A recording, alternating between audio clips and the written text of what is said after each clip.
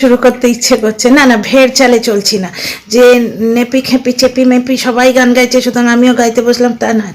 বড় মন হচ্ছে, শোনো বন্ধু শোনো, প্রাণহীন এই জগতের ইতি কথা, জগতের না শহরের, প্রাণহীন এই শহরের ইতিকথা, নতুন ইতিকথায় নতুন সংযোজন দীপ্ত কুমার, বুঝতে পারছো তো, নতুন জিনিসটাকে গুলিয়ে দিল।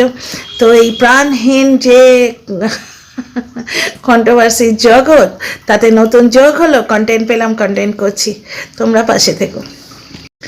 ঝিমি সরনু সব গেল টাইটাই ফিশ, নতুন কিংফিশ হচ্ছে আমাদের দীপ্ত কুমার, ভালো কন্টেন্ট দিচ্ছে। তো এর আগে ভীমা ডার্লিং, তমুক ডার্লিং, তমুক ডার্লিং সবাই বসে যাবে কন্টেন্ট করতে, সুতরাং আমিও কন্টেন্ট পেয়েছি, করবোই তো, আমি তো পার্ট অফ ওয়াইটি না, এখানেই কাজ করি। তো বিরাট তাগড়া কন্টেন্ট পেয়েছি এবং নতুন করে পুরনো জমানা ফিরে এলো, যে জিনিসটার একটু শেষ হয়েছিল সেই জিনিসটা নতুন করে উস্কে দিল, বাহ বাহ।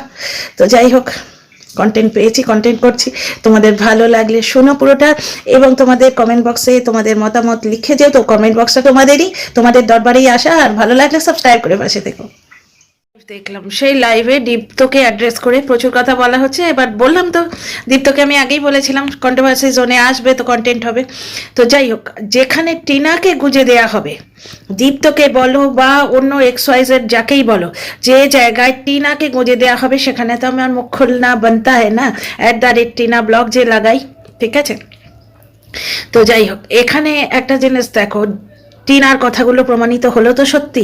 টিনা আমাদের বলেছিল যে একতরফা ডিভোর্সের মামলা করেছে, ঠিক আছে, এবং সেখানে যদি 3বার, ব্লগটা আছে কিন্তু তোমরা দেখতে পারো, 3টে সিটিং, মানে ওটাকে কি বলে, 3টে সিটিং বলে বা 3টে চান্স বলে, না যায়, মানে যার ওপর মামলা করা হয়েছে যদি না যায় তাহলে ডিভোর্সটা হয়ে যেত, একতরফা ডিভোর্স তো একেই বলে, বলেছিল টিনা, বলেছিল। এই কথাটাকে কুৎসা করে কোটিপতি ফ্যামিলি কেচ্ছা বেচতে এসছিল, তোমাদের নিশ্চয়ই মনে আছে, তখন প্রত্যেক দিন মন কি বাত বলতে আসতো। তো এই কথাটাকে আগে পুরোপুরি অ্যাড্রেস করি, কারণ ছোট ছোট করে সেগমেন্টে আমি জবাব দেবো, আমার পুরোটা মনেও থাকে না। তো যাই হোক, একটা জিনিস দেখো, কোটিপতি টিনাকে তখন ডিভোর্স দিয়ে দেয়নি কেন, টিনাকে ফেরত নেওয়ার জন্যে। টিনাকে ফেরত নিতে চাইলে ওই কন্ট্রোভার্সি ক্রিয়েটারের সঙ্গে তখন ভাই পাতিয়েছিল, ওর বাড়িতে 3 আঙুলে ফোঁটা নিতে এসেছিল এবং প্রতিদিন ওই কন্ট্রোভার্সি ক্রিয়েটারের সঙ্গে হয় যুগ্ম লাইভ, নয়তো এমনি লাইভ, নয়তো তাকে বাড়ি ডেকে খাওয়ানো, নিজের দিদিকে গাল দেয়া, নিজের বউকে কুৎসা করা। তোমাদের কি মনে হয় এগুলো ফিরিয়ে নেয়ার কোনো পদ্ধতি? ফিরিয়ে নিলে সেটা অনলাইনে হয় না, সংবাদ মাধ্যমে এসে বউকে ফিরে এসো বলাটা হচ্ছে ডিজিটালি প্রুফ রাখার, এই কথাগুলো বলার সুযোগ দেয়া যে হ্যাঁ সে ফিরে চেয়েছিল, কিন্তু আসলে সে কি চেয়েছিল সেটা ও নিজেই বোকার মতো বলে দিয়েছে। আমাকে দোষী চাইলে সাজিয়ে মুক্তি চাইলে তো হবে না, চলন্ত অবস্থায় থাকে, মাঝখানে আবার কিছু ভুল করে ফেলে, বাচ্চা মেয়ে তিতিবিরক্ত হয়ে ফ্রাস্ট্রেটেড হয়ে কিছু একটা ভুল করে ফেলে, বুঝতে পারছো। টিনা সর্বনাশ চেয়েছিল, আর যাই চাক টিনাকে ফিরে নিতে চায়নি, ফিরে নিতে চাইলে সে বাড়ি আসতো, এসে টিনার পরিবারের সঙ্গে কথা বলতো, ফিরে নিতে চাইনি। ব্যাপারটা হচ্ছে তাকে রক্ষিতা করে রাখবো এই ধরনের কথা নিজের মুখে বলেছে, এবং দর্শকরা ওই আমাদের বিদেশের ছোট্ট মতো ভাই তার ভিডিওতে লিখে গেছে, দেখবে দাদা ওকে ফ্ল্যাট থেকে বার করো, সুতরাং টিনাকে ক্ষতি করার জন্য টিনাকে ডিভোর্সটা হয়তো চায়নি। আর আরেকটা বিরাট বড় কারণ যেটা আমার মনে হয় ও ডিভোর্স চায়নি, সেটা হচ্ছে ওর ব্লগ চলতো না, কারণ যদি দর্শকরা তখনও তিতিবিরক্ত হয়ে যাচ্ছিল, যদি ও ডিভোর্স দিয়ে দিত দর্শকরা অলরেডি বলতে শুরু করেছিল বাদ দাও না বাপু তুমি নিজের মতো ব্লগ করো, যেটাও এখন করছে, বুঝতে পারছো। তখন কিন্তু দর্শকরা ওকে বারবার বলতো যে তুমি ছেড়ে দাও, কিন্তু তখন ওই ছেড়ে দাও কথাটাই সহ্য করতে পারতো না, কেন বলবো না কেন বলবো না, তার সঙ্গে এখনো ডিভোর্স হয়নি, এই জ্বালাতেই টিনা চিরবির করে গিয়ে ডিভোর্স দিতে বাধ্য হয়েছিল, মানে ডিভোর্স মামলা করতে বাধ্য হয়েছিল প্রথম দিকে, কারণ টিনার যে বান্ধবী এবং টিনার পরিবারওয়ালাকে এমন ভাবে যা তা ভাবে বলছিল, টিনার বান্ধবীকে এমন ভাবে গ্রিল করেছিল, টিনাকে কমিউনিটি পোস্ট দিতে বাধ্য করিয়েছিল। সুতরাং পুরোটাই নিজের জন্য খেলেছে কোটিপতি। কোটিপতি কোনোদিনই তার সন্তানের মাকে ফেরত চায়নি, তার প্রথম প্রমাণ সে এমন একটা কন্ট্রোভার্সি ক্রিয়েটারকে বাড়িতে তাহলে ঢোকাতো না যে চায় না যে তার স্ত্রী ফিরে আসুক। সেই কন্ট্রোভার্সি ক্রিয়েটার মানে ওই ঢিমা ডার্লিং, ও কিন্তু বলেছে যে আমি দিদিভাইকে বলেছিলাম যে আর যাই করো ওই মেয়েটাকে জ্বলনের ঘাড়ে গিয়ে চাপিয়ে দিও না। তাহলে বাচ্চার মাকে কোনো অ্যাঙ্গেলেই কোটিপতি ফেরত চায়নি, কোটিপতি চেয়েছিল কন্ট্রোভার্সিটা আগলে রাখতে, যাতে কুৎসা ফ্যামিলি কেচ্ছা বেঁচে তার চ্যানেলটা চলে, তার ব্লগিংটা আর কিছুদিন চলে, আর সেই মেয়েটাও তরপাতে থাকে সারা জীবন। বছরে পারেনি, স্বামী সংসার করতে পারবে না, অথচ না তার বিবাহিত ট্যাগ থাকবে, না সে বিবাহিত জীবন কাটাতে পারবেন, সে একটা আধ খাঁচড়া জগা খিচুড়ি লাইফ কাটাবে। এইটা বলেছিলাম যে ওয়াইটিতে না আসাই ভালো দীপ্তবাবুর, কিছুই হবে না, পুরনো কাসুন্দি ঘুরিয়ে দেওয়া হবে, কন্ট্রোভার্সি ক্রিয়েটাররা নতুন নতুন কন্টেন্ট পাবে, আর দীপ তো নিজে গাল খেয়ে মরবে। কারণ এখানে গট আপ, সেট আপ আর মিট আপ আর মিথ্যে কথা আর এইসবেরই জগৎ। এবার দীপ তো কতটা সত্যি কথা বলছে ভগবান জানে, আমি ওকে সাপোর্ট করছি না, কিন্তু আমি কোনো মতেই চাই না টিনার গায়ে কোনো রকম দাগ পড়ুক। তার মানে খুব ভালোভাবে প্রমাণিত হয়ে যাচ্ছে কি প্রমাণিত হয়ে যাচ্ছে, টিনা লিভ ইনে ছিল না, যেটা প্রমাণ করার প্রাণপণ চেষ্টা হচ্ছে। এবং চেষ্টাগুলো কেন হচ্ছে এবার ক্লিয়ার তো? হায় হায়, দারুণ লেগেছে, দারুণ লেগেছে একদম। চেষ্টাগুলো তোমরা বুঝতেই পারছো, ক্লিয়ার বুঝতে পারছো। আমার এইরকম মানুষের সমকক্ষ হওয়ার কোনো রকম ইচ্ছে নেই, বাবারে বাবা।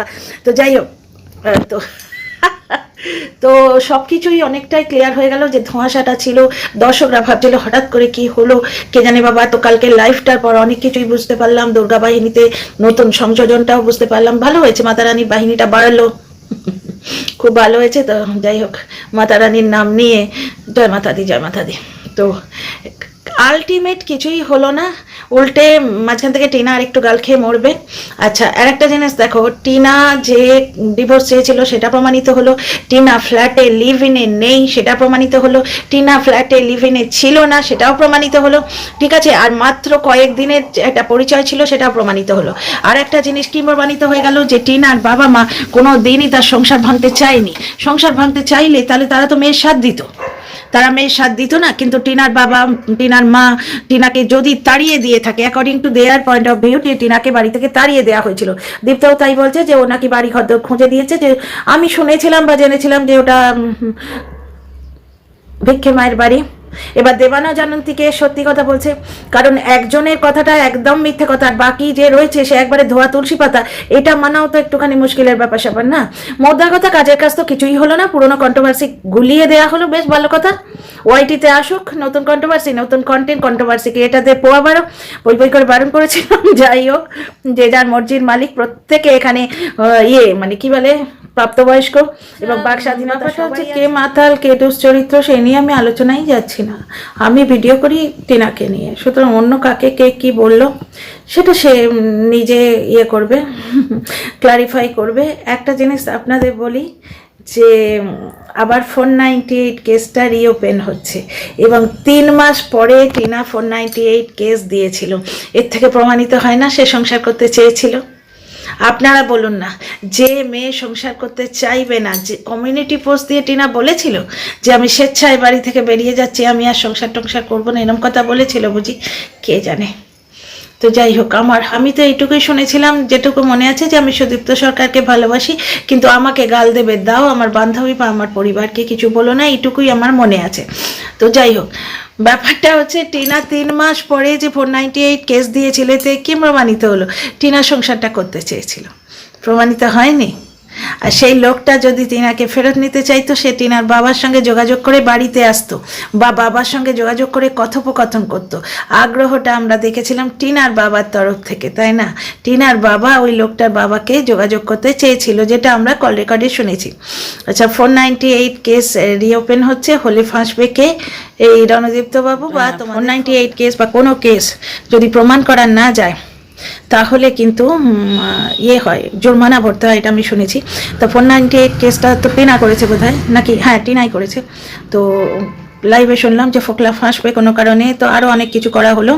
আর চ্যাটটা যদি প্রমাণিত করতে হয়, জিডি করতে হবে, ঠিক আছে? তো সেটাও শুনলাম। তো দেখা যাক ভবিষ্যতে কি হচ্ছে, তোমরাও চোখ রাখো আইটিতে, আমিও চোখ রাখছি। সত্যি কথা বেরিয়ে আসছে, সকলে সত্যি কথা।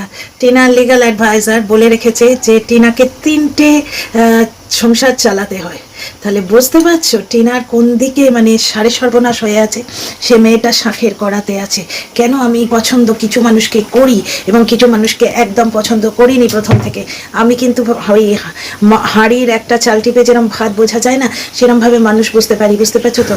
যেরকমই হোক বাড়ির কথা, ভেতরের কথা, প্লাস একটা ইন্টিগ্রিটি বলে কথা আছে, গোপন কথা, বন্ধুদের কাছে, কোনো হোয়াটসঅ্যাপ গ্রুপে বা কোথাও মানুষ যখন কিছু কথা বলে সেগুলো একান্ত ব্যক্তিগত পার্সোনাল জিনিস বলে সম্মান দিতে হয়।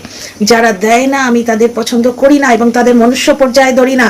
এটাই বুঝি যে তারা বন্ধু নয়, তারা শুধুমাত্র নিজের আখের গোছাবার জন্যে কারোর পাশে এসে দাঁড়ায়, উস্কায় পরিবারের বিরুদ্ধে এবং আরো নানা কীর্তি। যা হবে তোমাদের সামনেই থাকবে, এই তো বেরোচ্ছে আস্তে আস্তে। বক বলেছে টিনাকে 3টে সংসার চালাতে হয়, বুঝতে পারছো? তার মধ্যে একটা হচ্ছে বোধহয় এই এর সংসার, যার জন্যই ওর গায়ে লেগেছে, ও বলতে এসছে। এবার বক বলেছে এই 3টে সংসার চালাতে হয় এবং মাস গেলে পয়সা না দিলে টিনাকে নাকি দীপ্ত পেটায়। এই জন্যই আমি বলেছিলাম দীপ্ত তুমি ইয়েতে এসো না, ওয়াইটিতে এসো না, বুঝতে পারছো? জাস্ট একটা কাদা ডোবায় ঢিল ছেড়ে দেওয়া হয়েছে, এবার সত্যি মিথ্যে নানা রকম কোৎসা রটানো হবে। আর ব্যাপারটা হচ্ছে বিপক্ষের কন্টেন্ট ক্রিয়েটারদের কন্টেন্ট দিয়ে দেওয়া হলো। ওই ডার্লিং আন্টি, ডার্লিং দিদি, ভীমা ডার্লিং বসলো বলে এই মাতাল এই এরকম করে চিৎকার করে করে, ওর তো রং ঢং আর সাউন্ড এফেক্ট বেশি, ওর তো কথার থেকে সাউন্ড এফেক্ট বেশি। বসলো বলে কতগুলো মিথ্যে কথা এমনভাবে বলবে, না পারবে নিতে না পারবে ছাড়তে। যাকে বললাম যে কাঠ খাবে সে পানি চারবার করবে। আমরা অন্য অনেকের কথাও শুনলাম ওখানে, যে মানে বিবাহিত মেয়েদের সঙ্গে যারা চ্যাটিং করে তারা সবাই জন্তু। তো আমরা একটা কিছু চ্যাটিং অন্য জায়গায়ও দেখেছি, অন্য জায়গায় শুনেছি। টিনার ধোয়া তুলসী পাতা হাজব্যান্ডও কাউকে ফোন করেছিল, ফোন করতেই পারে, কথা বলতেই পারে, মানুষের বন্ধু হবে না, আমরা শুনেছি। তারপরে আসানসোল বালির কথাও শুনেছি। যাই হোক, মোট কথা দীপ্ত মৌজাকে ঢিল ছেড়েছে। আর কে এখানে কেউ কারোর আপন নয়, কবি দুশ্মন কবি সাহেলি। তো বুঝতে পারছো, কেউ এখানে বিশ্বাসযোগ্য নয়। ভাই আপনা দেখো চাচা, আপনা প্রাণ বাঁচা। আর ব্যাপারটা হচ্ছে কারোর ব্যাপারে কাউকে বিশ্বাস করে নাকটি গলিয়ে রেখো না, বুঝতে পারছো? যে যার নিজের নিয়ে থাকো, স্বতন্ত্র ক্রিয়েটার হওয়াই উচিত। আজ যে বন্ধু সে কাল যে শত্রুতে পরিণত হবে না, কোনো গ্যারেন্টি নেই। দীপ্ত ক্লারিফিকেশন দিতে এসে কত মানুষের উপকার করে দিল। হ্যাঁ, ওয়াইটিবাসীদের উপকার করেছে, অনেক সত্যি কথা বাইরে বেরিয়ে এসছে, আমাকে ঠিক প্রমাণিত করেছে। হ্যাঁ, ওই জন্যেই খুব মির্চি লেগেছিল। আমি ঠিক বুঝেছিলাম যে নিখাত কোনো কন্ট্রোভার্সি ক্রিয়েটারের কথা এর উস্কে গেছে, মানে ফুটে গেছে, চুভে গেছে, চুপ গিয়া, তাই হয়তো বলতে এসছে। কমিউনিটি পোস্টটা দেখে প্রথমে তো আমি তাই ভেবেছিলাম, দেখো আজকে লাইভ থেকে তাই শুনলে এবং সে সাবাসিও পেলো যে বেশ ভালো কাজ করেছে। তো যাই হোক, দীপ্ত যে কি ব্লান্ডার করেছে ও পরে বুঝবে। এই লাইভ এই ভিডিওটা করার কোনো প্রয়োজনই ছিল না। কেস নিরন্তর চলতে থাকবে, টিনা পয়সা খরচা করতে থাকবে, ভেতরে ভেতরে যা হবে তোমরা দেখবে। কিন্তু ভয়ঙ্কর ষড়যন্ত্র চলছে। আমি যেটা বলেছিলাম কিছুটা কি প্রমাণিত করতে পারলাম, প্রমাণিত হলো। কেস চলতেই থাকবে, আরো কিছু কেস ওপেন হবে, এরপর নতুন কিছু কেস ঢুকবে, বুঝতে পারছো? তো তো যাই হোক, চলতে থাকুক। কোটিপতিরও বললে বললে, আমাদের টিনা মহারানীরও বললে বললে। যাই হোক, কোটিপতি যদি তখন ডিভোর্স চায়নি, সে সংসার সন্তানের জন্য সংসারটা বাঁচাতে চেয়েছিল, তাহলে এখন কেন ডিভোর্স চাইছে? এটা একটা রকেট সায়েন্স নয়। কোনোদিন ডিভোর্স চাইনি বলে সে ডিভোর্সটাকে চ্যালেঞ্জ করেছিল, তাহলে এখন কেন ডিভোর্স চাইছে? এটাও ঠিক বুঝতে পারলাম না। যাই হোক, আমি সমস্ত আমার কথাবার্তা দর্শকদের দরবারে রাখলাম, কারণ ওয়াইটিতে না কোনো জাস্টিস হয় আর না কোনো কি বলবো, কোনো কিছু প্রমাণ হয়। ওয়াইটিতে কোনো জিনিস যদি দর্শকরা মানে তবে সেটা প্রমাণিত, দর্শকরা রিজেক্ট করে তাহলে সেটা নট প্রমাণিত, তাই না? তো যার জন্যে আমি আমার সমস্ত কথা দর্শকদের দরবারে রাখলাম। এবার তোমরা বলো, তোমরা কি ফিল করছো? বুঝতে পারছো, আমি অনেক কথাই ফিল করেছি, যেটুকু ফিল করেছি, যেটুকু ফিল্টার করে বলতে পেরেছি তোমাদের বললাম। See you in the next video.